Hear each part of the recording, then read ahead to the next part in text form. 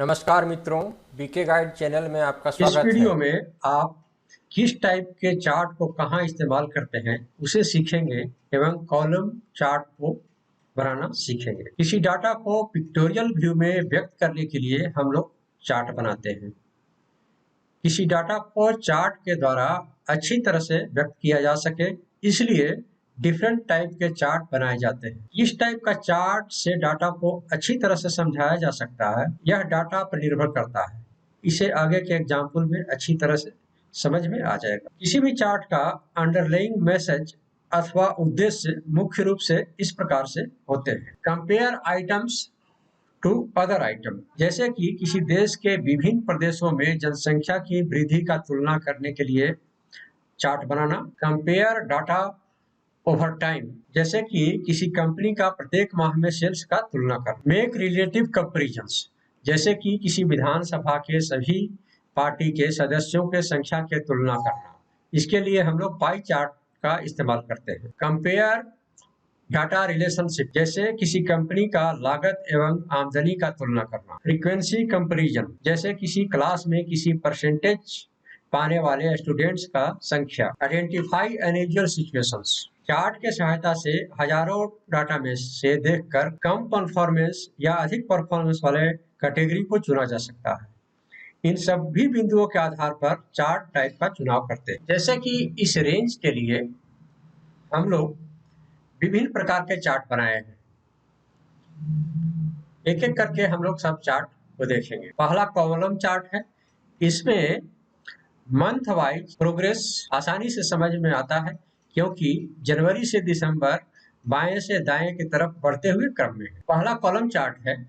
इसमें month wise progress आसानी से समझ में आता है, क्योंकि जनवरी से दिसंबर बाएं से दाएं की ओर बढ़ते हुए क्रम में है। इस डाटा का ये दूसरा चार्ट है, ये बार चार्ट है।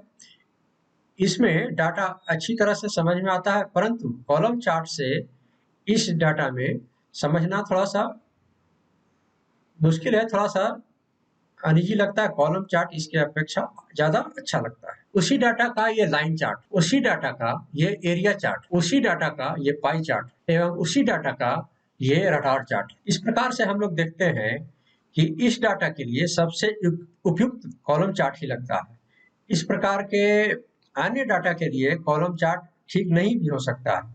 कौन सा चार्ट उपयुक्त होगा यह डाटा के टाइप पर निर्भर करता है। सामान्यतः सबसे अधिक कॉलम चार्ट का ही उपयोग किया जाता है, इसलिए आप पहले कॉलम चार्ट ही सीखेंगे। जैसा कि आप देख चुके हैं, कॉलम चार्ट में सभी डाटा के लिए वर्टिकल कॉलम का उपयोग होता है एवं कॉलम के हाइट डाटा के वैल्यू को प्रदर्शित करता है, दिखाता है। वैल्यू को वर्टिकल एक्सिस पर दिखाया जाता है एवं कैटेगरी को हॉरिजॉन्टल एक्सिस पर दिखाया जाता है। ये दूसरे शीट पर कुछ डाटा है, इसका हम लोग कॉलम चार्ट इंसर्ट करके देखते हैं। इसके लिए पहले डाटा को सेलेक्ट कर लेते हैं और चले जाते हैं इंसर्ट में। इंसर्ट में ये चार्ट में आ जाइए। ये यहाँ से यहाँ तक चार्ट। इस चार्ट में यहाँ पर देखिए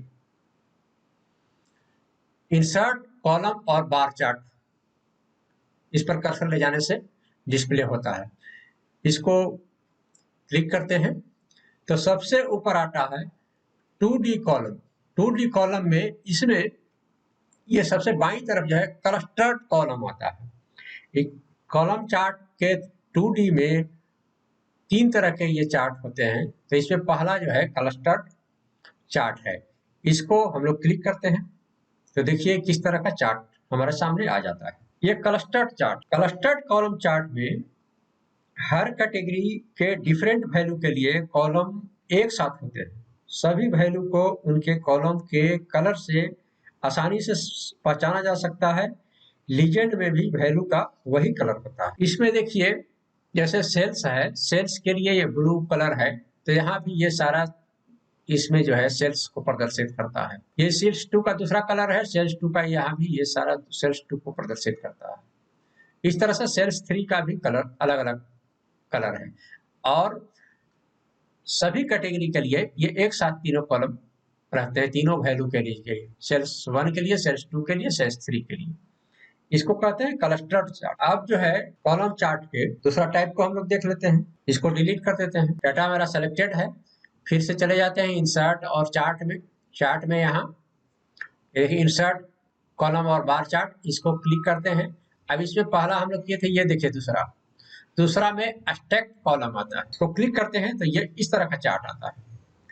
इसमें क्या है कि हर एक कैटेगरी के लिए एक एक कॉलम ही होता है और वैल्यू एक के ऊपर एक स्टैक होता है, इसलिए इसको स्टैक्ड चार्ट कहते हैं। जैसे ब्लू वाला है, पहले सेल्स 1 के लिए ब्लू, इसके ऊपर से सेल्स 2 और इसके ऊपर से सेल्स 3 आ जाता है। इसको कलर देख करके डिफरेंट वैल्यू को हम लोग पहचान सकते हैं। किसी भी कॉलम का हाइट, ये सभी वैल्यू का सम होता है।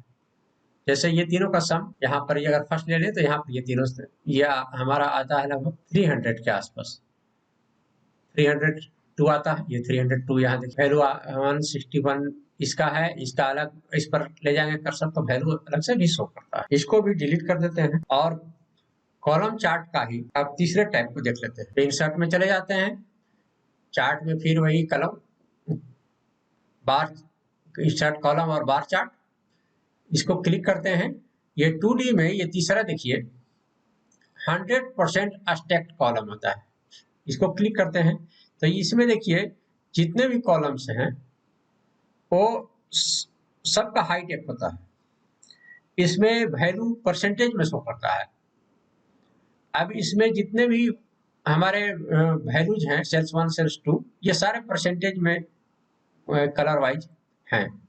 इसको कलर देख करके परसेंटेज हम लोग जान पाते हैं। इस तरह से कॉलम चार्ट के 3 part, cluster column chart, stacked chart और 100% स्टैक्ड चार्ट, 3 तरह के चार्ट हम लोग देखें और तीनों से अलग अलग मैसेज मिलता है।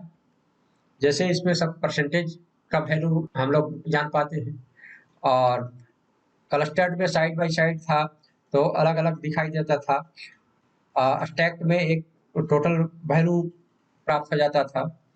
तो इस तरह से चार्ट से अलग अलग मैसेज प्राप्त होता है। अब कॉलम चार्ट में ही इसी जैसे cluster chart, stack chart, 100% stack chart, ये 2D में हम लोग देखे, 3D में भी इसी तरह से हम लोग चार्ट को इंसर्ट कर सकते हैं। उसमें कुछ ज्यादा अंतर नहीं है, वो पिक्चर सिर्फ 3D में आता है। इंसर्ट में यहाँ कॉलम में चले जाइए, ये देखिए नीचे 3D है, इसको 3D करने के बाद ये इसका पिक्चर 3D के रूप में आ जाए, ये क्लस्टर्ड 3D हो। इसी तरह से यहाँ पर ये स्टैक्ड 3D हो, इसी तरह से ये 100% स्टैक्ड 3D हो गया। इस तरह से आज आप कॉलम चार्ट को अच्छी तरह से समझ गए होंगे। अगर ये वीडियो आपको अच्छा लगा तो बीके गाइड चैनल को सब्सक्राइब करें। धन्यवाद।